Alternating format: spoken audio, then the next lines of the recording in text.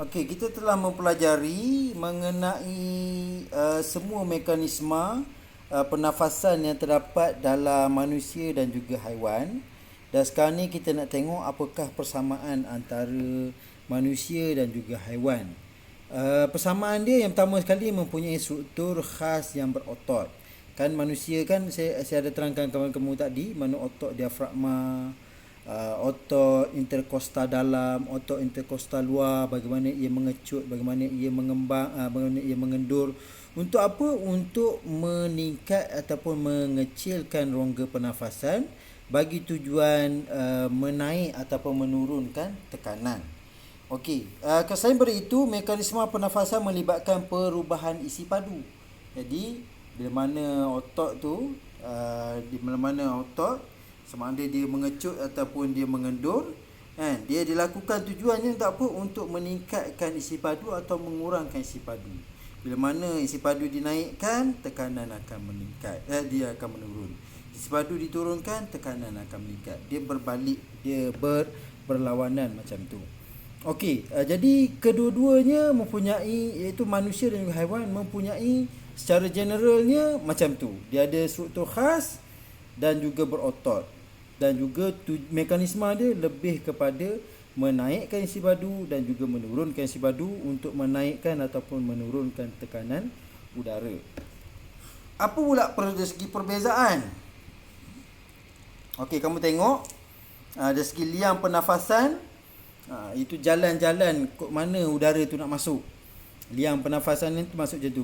Ikut mana dia nak, udara nak masuk. Kalau macam manusia, liang pernafasan manusia ni hidung lah. Hidung, kan? Ikut situlah udara akan masuk terlebih dahulu. Hidung ataupun mulut. Okey, tapi biasanya kita bernafas ikut hidung lah. Okey, serangga spiracle. Dia ada liang spiracle tu, yang mana di situlah udara akan masuk. Ikan dia masuk ikut mulut dan juga operculum. Manakala amfibia dia boleh bernafas menggunakan lubang hidung. Okey. Struktur yang membantu pernafasan. Jadi apakah yang membantu pernafasan naik turunnya tekanan dan juga isi padu ni? Bagi manusia, diafragma, sangka rusuk dan juga otot interkostal.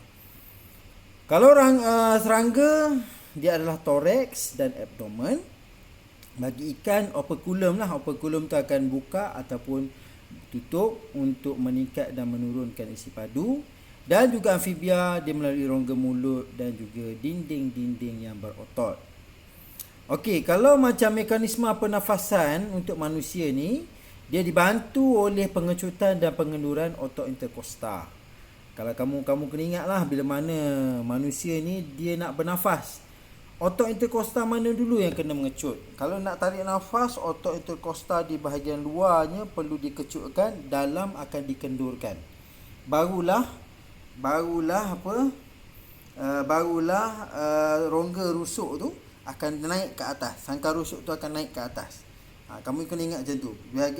Luar kena kecut, dalam kena kendur. Baru rongga tu ke atas.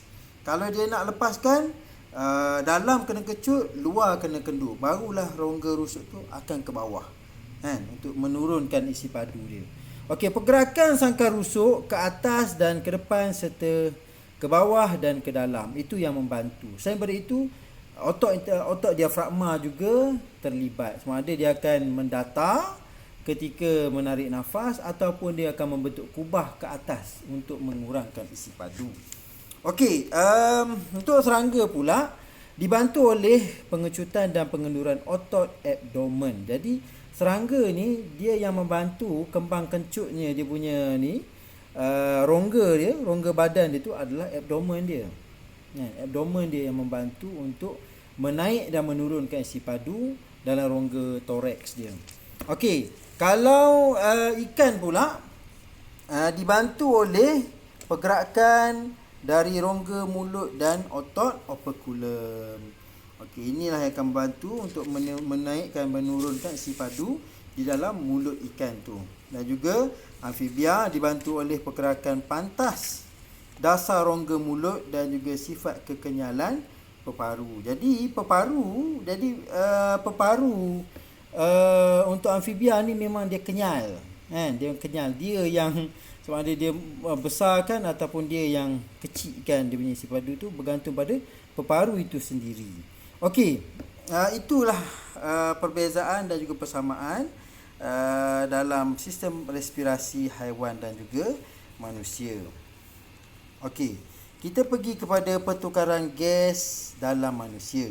Pertukaran gas antara peparu dengan darah berlaku secara resapan.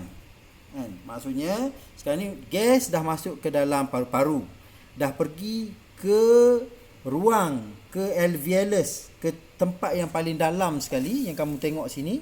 Dia akan pergi ke bronchus ini, dia akan pergi ke bronchiole, dia akan pergi ke alveolus. Yang last sekali, disitulah berlakunya resapan, pertukaran udara. Kan? Okey, selain itu, pertukaran ini turut dibantu oleh perbezaan tekanan separa oksigen dan tekanan separa karbon dioksida. Jadi, tekanan-tekanan inilah yang membantu pertukaran gas. Kan? Okey, apa yang berlaku semasa ni? Semasa udara tu sampai ke alveolus. Okey, alveolus kepekatan oksigen dia tinggi. Masa tu udara dah masuk pergi ke alveolus. Tapi kepekatan oksigen tinggi, tapi di kapilari apa berlaku? Kepekatan oksigen rendah.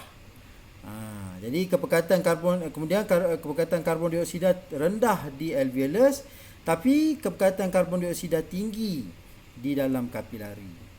Tekanan separuh oksigen tinggi di alveolus, tapi tekanan separuh oksigen rendah di kapilari. Jadi dia berlawanan antara satu sama lain. Tekanan separa karbon dioksida rendah di alveolus, tetapi tekanan separa karbon dioksida tinggi di kapilari. Jadi ketidaksamaan inilah yang sebenarnya berlaku di alveolus dan juga kapilari. Ini gambar yang mana berlakunya keadaan pertukaran gas di ujung sekali, dah pergi ke bronchus, dah pergi ke bronchiole, dah pergi ke ujung sekali alveolus. Di situ dah pertemuan antara alveolus ni dengan kapilari darah. Jadi di sinilah sebenarnya oksigen tu bertukar. Karbon dioksida masuk pergi ke alveolus, kan? Karbon dioksida ni terdapat dalam sel darah merah ni.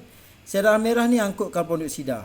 Sekarang ni dah sampai ke alveolus, apa jadi? Dia akan resapkan, karbon dioksida ni akan pergi ke alveolus, tetapi di alveolus ni ada oksigen tinggi, kan? Oksigen ni pula akan tukar masuk ke dalam sel darah merah. Itu yang berlaku, kan? Di keseluruhan alveolus macam inilah yang berlaku, kan? Okey, nanti kita akan terangkan dengan lebih lanjut dalam video seterusnya.